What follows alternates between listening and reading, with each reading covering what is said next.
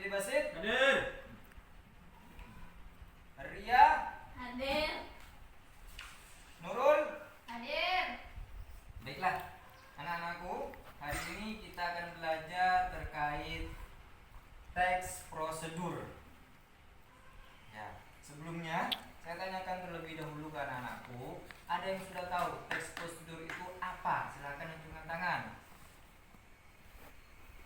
Ya, monggo silakan Nurul. Teks prosedur adalah teks yang menunjukkan dan menjelaskan sebuah proses, Pak. Sebuah proses luar biasa. Ya, anak-anakku, hari ini kita akan belajar tentang teks prosedur. Tadi sudah dijelaskan oleh Nurul bahwa teks prosedur itu adalah sebuah proses.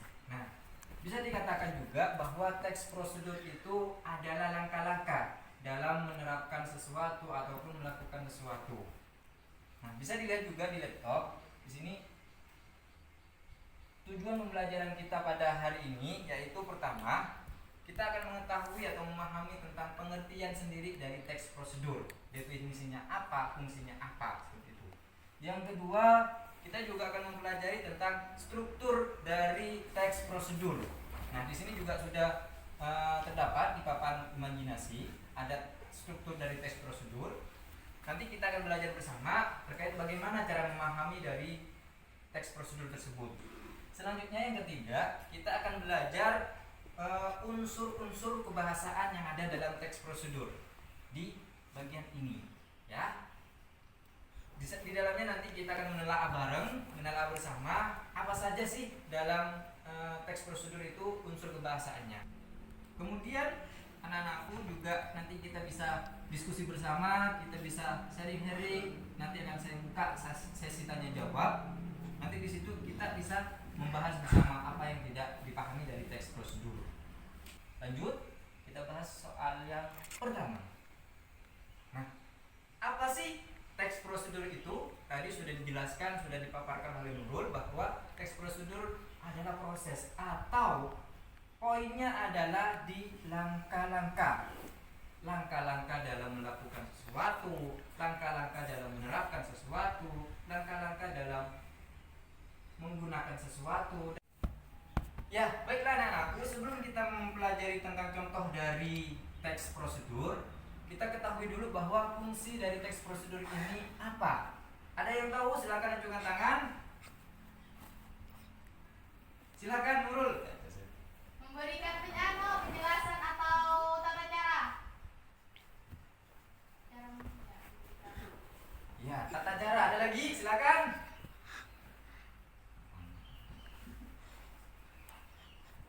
Ada lagi? Tidak ada? Memberi petunjuk. Petunjuk luar biasa. Tak cukup. Petunjuk. Ya. Nah, dari yang sudah dijelaskan atau diberikan contoh dari fungsi teks prosedur dari Nurul, ini dua poin yang sudah mencakup atau melingkupi semua fungsi dari teks prosedur. Ada tata cara kita melakukan sesuatu, tata cara kita berkomunikasi, tata cara kita membuka laptop, memasak, tata cara kita berolahraga dan lain sebagainya. Apalagi di masa pandemi ini ada tata cara protokol kesehatan, aturannya seperti apa, langkah-langkahnya seperti apa. Kemudian juga ada petunjuk bagaimana cara menggunakan ini, bagaimana cara menerapkan ataupun mengaplikasikan sesuatu. Itu adalah fungsi dari teks prosedur. Ya, bisa dipahami? Bisa. Nah, selanjutnya bisa dilihat di laptop. Di sini ada contoh cara memasak mie instan. Nah, mungkin ada yang tahu bagaimana cara-caranya, langkah-langkahnya seperti apa. Pertama harus ngapain, kedua bagaimana, selanjutnya seperti apa. Silakan, acungkan tangan. Nurul lagi, yang lain coba dulu. Oh, kalau tidak ada, silakan Nurul. Bagaimana caranya? Buka kemasan mie instan, keluarkan mie-nya dan rebus mie-nya. Kemudian tiriskan mie jika sudah direbus.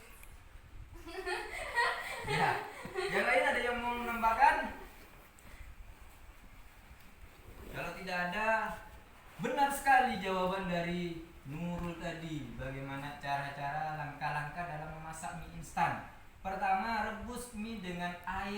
yang telah mendidih. Tadi di awal Nurul menjelaskan buka dulu kemasannya. Jadi nggak langsung direbus sama kemasannya, berarti kemasannya harus dibuka dulu ya. Kemudian yang kedua, setelah sudah cukup matang, air tersebut tiriskan mie untuk beberapa menit dan buanglah air bekas rebusan mie tersebut. Yang ketiga, setelah ditiriskan, tuangkan air panas sebagai kuahnya. Yang kedua, masukkan bumbu-bumbu yang ada di dalam kemasan serta selamat menikmati mie yang sudah ada. Ya. Itu contoh simpel, contoh kecil dari teks prosedur, ya anak-anakku. Nah, selanjutnya setelah kita sudah mempelajari tentang pengertian dari teks prosedur, kemudian juga ada fungsi teks prosedur, kita akan belajar tentang struktur dan juga kaidah kebahasaan dalam teks prosedur, ya. Sebelum saya jelaskan ini, silakan anak-anakku dibaca lembar kerja peserta didik atau LKPD-nya. Silakan dibaca dulu, nanti saya akan jelaskan lagi, ya. Ya, sambil lalu dibaca ya anak-anakku. Kalau ada yang susah atau ada yang tidak dipahami, silakan ditanyakan, ya.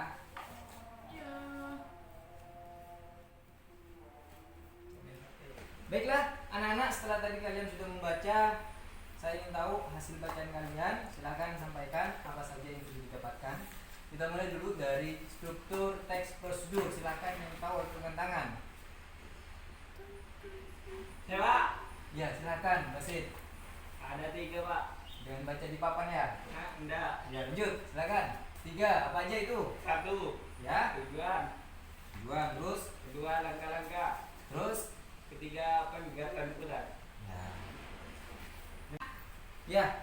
Baik, setelah tadi sudah dibacakan atau disebutkan 3 struktur dari teks prosedur, ada tujuan, ada langkah-langkah, dan ada penegasan ulang.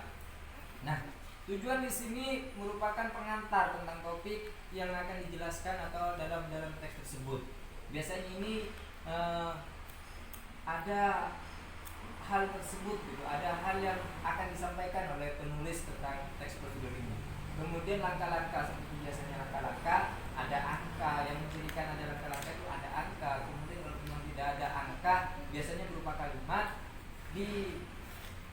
ada ciri-ciri kebahasaan yang dipakai di dalamnya. Kemudian yang ketiga ada penegasan ulang, berupa harapan atau manfaat, petunjuk-petunjuk yang akan dijalankan dengan baik. Nah, selanjutnya terkait kaidah kebahasaan, silakan ada yang mau menyebutkan. Silakan Nurul. Kata kerja imperatif, pernyataan persuasif, kata teknis, konjungsi penjumlahan, dan deskripsi alat. Ya, terima kasih Nurul sudah menyebutkan tadi. Ada secara umum kaidah kebahasaan yang digunakan dalam teks prosedur itu ada 3, ada 5, ada 5.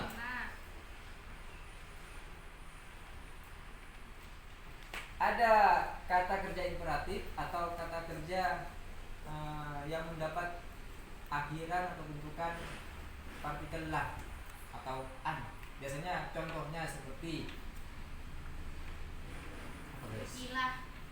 cucilah, buatlah, pakailah, kenakan, dan lain sebagainya. Itu kata kerja imperatif. Kemudian ada kata teknis. Ini kata teknis ini sesuai dengan konteks yang dibicarakan dalam teks prosedur. Kemudian yang ketiga ada kata persuasif atau ajakan. Biasanya berupa maka dari itu, oleh karenanya, pakailah seperti ini dan lain sebagainya. Dan yang terakhir itu ada konjungsi penambahan, seperti kalau dalam bentuk kalimat atau dalam angka ada kemudian, lalu, dan, terakhir, dimulai, awal, pertama, dan lain sebagainya yang menunjukkan kata konjungsi penambahan. Itu terkait unsur-unsur kebahasaan dan struktur teks prosedur. Nah, selanjutnya silakan bagi anak-anakku yang belum mengerti bisa ditanyakan. Kalau tidak ada yang mau ditanyakan, ya alhamdulillah, saya kira anak-anakku sudah paham semua. Selanjutnya silakan dibuka LKPD-nya halaman 5. Halaman berapa? Ada soal di situ? Iya, itu. Halaman 6. Silakan dibuka. Silakan dikerjakan. Kalau ada yang kebingungan silakan tanyakan ke saya.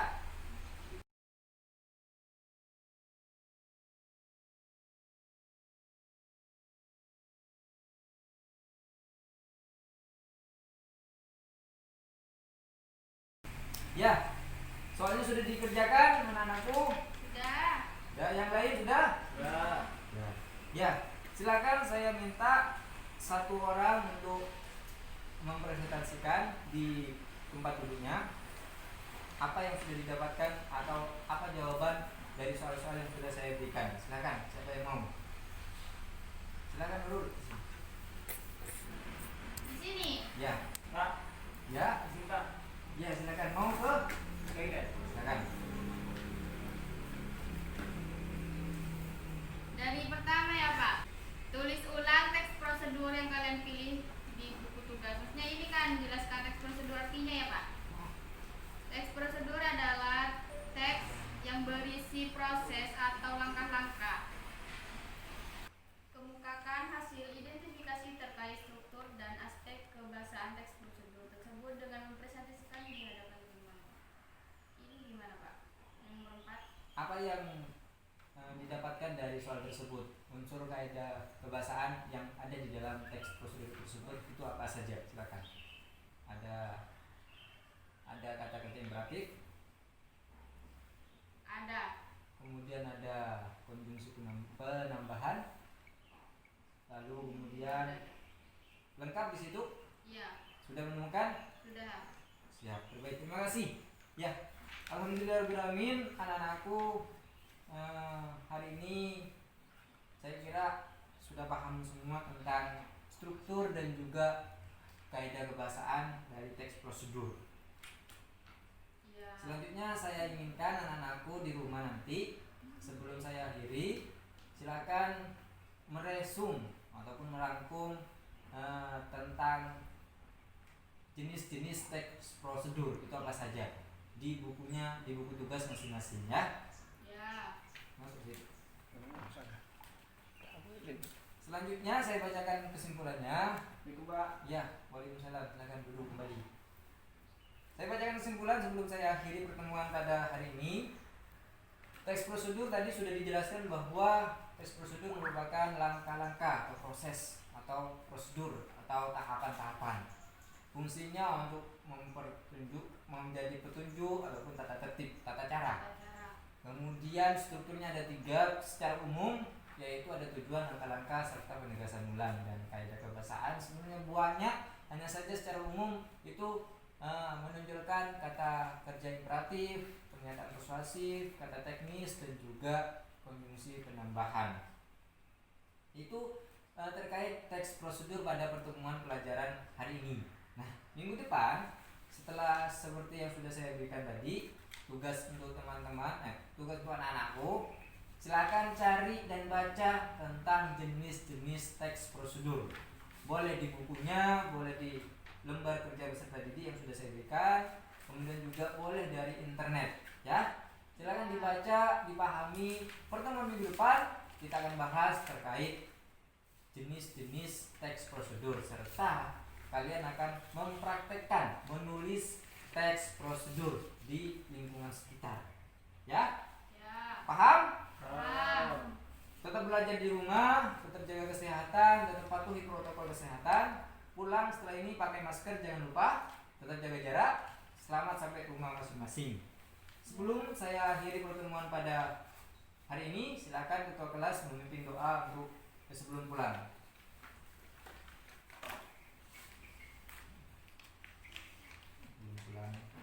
Sebelum pulang, marilah kita membaca doa menurut keyakinan masing-masing. Berdoa dimulai.